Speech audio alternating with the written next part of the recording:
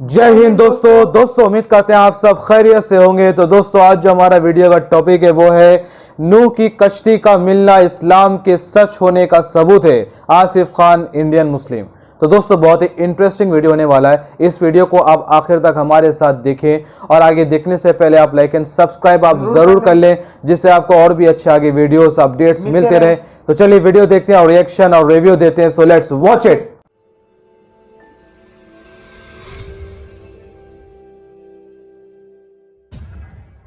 अस्सलामुअलैकुम दोस्तों, वालेकुम अस्सलाम। आसिफ खान और आप देख रहे हैं इंडियन मुस्लिम।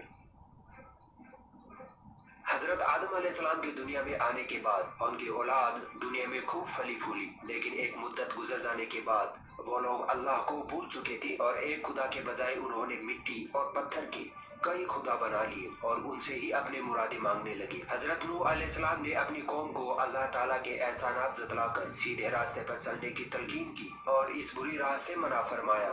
आज की इस वीडियो में हम आपको बताएंगे हजरत नूह अलैहिस्सलाम और उनकी कश्ती के बारे में कि नूह अलैहिस्सलाम की कश्ती आखिर अब कहाँ है। बिलाखिर वैज्ञानिकों को जवाब मिल ही गया है कि ये कश्ती अब कहाँ है। इसे जानकर आपको भी हैरत होगी।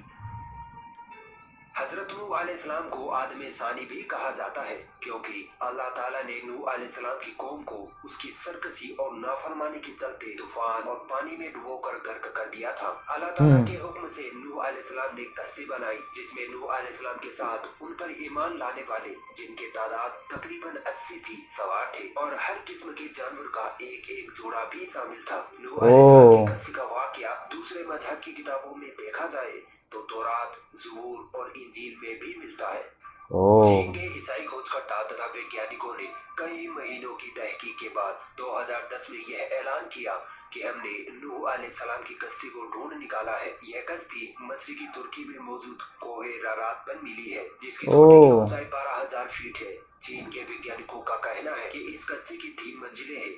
यह कश्ती कई मीटर बर्फ के नीचे दबी हुई है। मशहूर रिसाला Christian science monitor and national geography channel ने इस टीम की रिपोर्ट को साया किया था, जिसमें बताया गया है कि पिछले 200 सालों से तकरीबन 1 दर्जन से ज्यादा टीमें हजरत नूह अलैहिस्सलाम की 200 सालों से ज्यादा। इसके बारे में कुरान में आता है कि वो एक जूती से टकराकर रुक गई थी। चीन की इस रिपोर्ट को अमेरिका ने मानने से इनकार किया। उनका कहना है कि कॉन्फिडेंस के साथ कहा जाए कि ये नूह अलैहिस्सलाम की कश्ती के ही टुकड़े हैं। अमेरिका इसे नूह अलैहिस्सलाम की कश्ती मानने से इसलिए इनकार करता है क्योंकि वह इस्लाम का सबसे बड़ा दुश्मन है, जबकि चीन के वैज्ञानिकों का दावा है कि वो 99.9% यकीन से कह सकते हैं कि यह वही कश्ती है जो हजरत नूह अलैहिस्सलाम ने 4,800 साल पहले अल्लाह के हुक्म से बनाई थी। चीन के माहिरीन का कहना है कि इस कश्ती में 3 मंजिलें हैं और इसमें कई बड़े बड़े कमरे हैं। इन कमरों में लकड़ी के सुतून हैं।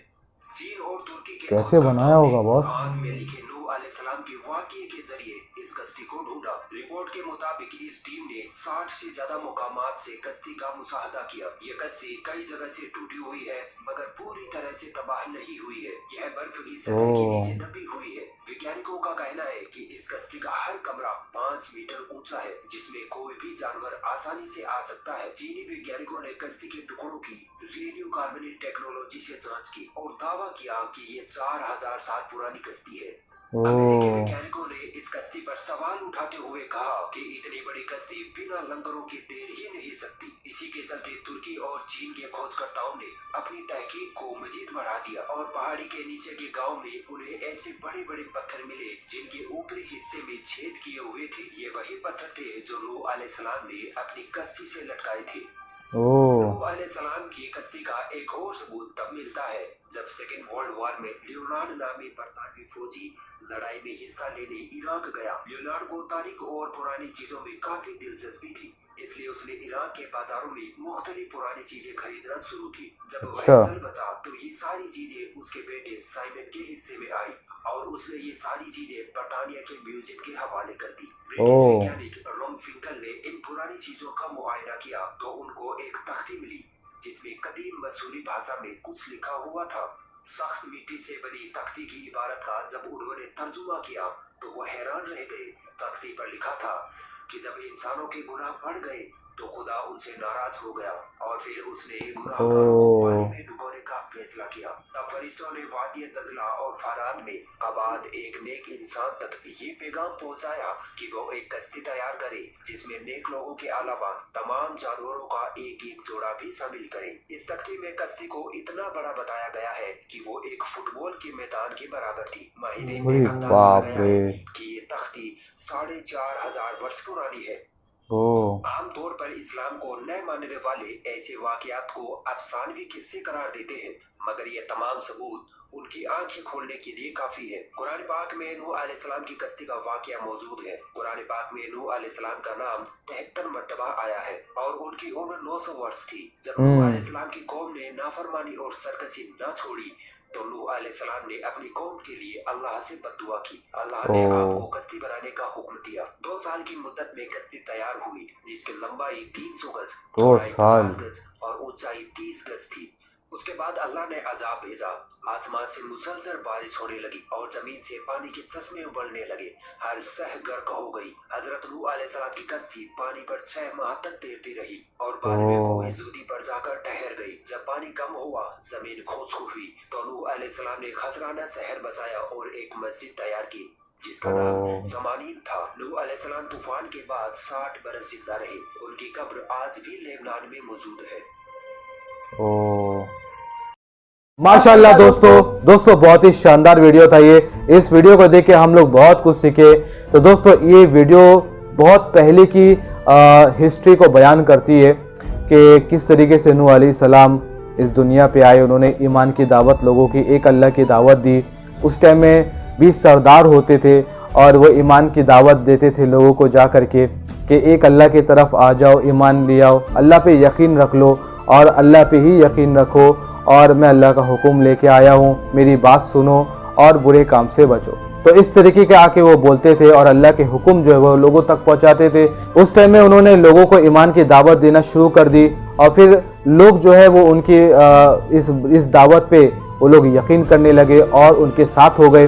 और कुछ लोग जो थे वो ईमान नहीं लाए, अल्लाह का हुक्म नहीं माना। जो लोग ईमान ले आए थे और अल्लाह का हुक्म मान रहे थे वो अलग हो गए थे उनके साथ। और जो लोग ईमान नहीं लाए थे, जैसे उनमें से कुछ सरदार थे जो ईमान नहीं लाए थे, मतलब उनको बेमतलब का परेशान करते थे, अल्लाह का हुक्म नहीं मान रहे थे, मतलब अलग ही तरीके की कुछ ना कुछ बातें करते रहते थे। तो उन्होंने बहुत दिन उनको समझाया, बहुत दिन समझाया, लेकिन कुछ समझ नहीं रहा था। फिर उसके बाद उन्होंने अल्लाह से बोला कि ये लोग तो भाई सुन नहीं रहे हैं, अब क्या करें, उल्टा ही इन्हीं को बोल रहे हैं, नूह अलैहिस्सलाम को उल्टा पुल्टा बोल रहे हैं और ईमान नहीं ला रहे हैं। तो अल्लाह ताला ने उस टाइम अपना अजाब भेजा। जी हाँ दोस्तों, उस टाइम अजाब आया और अल्लाह ताला ने उनको अजाब आने से पहले तहकीक कर दिया था कि आप जो है एक बहुत बड़ी कश्ती बनाइए। और अल्लाह की मदद आई उस कश्ती को बनाने में भी, और वो 3 मंजिला कश्ती बनी और कितनी बड़ी कश्ती बनी जो पूरे मैदान के बराबर। और वहाँ पर जो लोग ईमान ले आए थे, जो अल्लाह पे यकीन रखते थे, वो उनके साथ कश्ती में चढ़ गए और जो ईमान नहीं लाए थे, जो अल्लाह पे यकीन नहीं रखते थे, वो वहीं रह गए। तो जब अजाब आया तो पूरे का पूरा जो लोग ईमान नहीं लाए थे वो तहस नहस हो गए और जो ईमान लाए थे उस कश्ती पे जो लोग थे वो लोग बच गए। मतलब कितना पानी हुआ था, बाप रे बाप।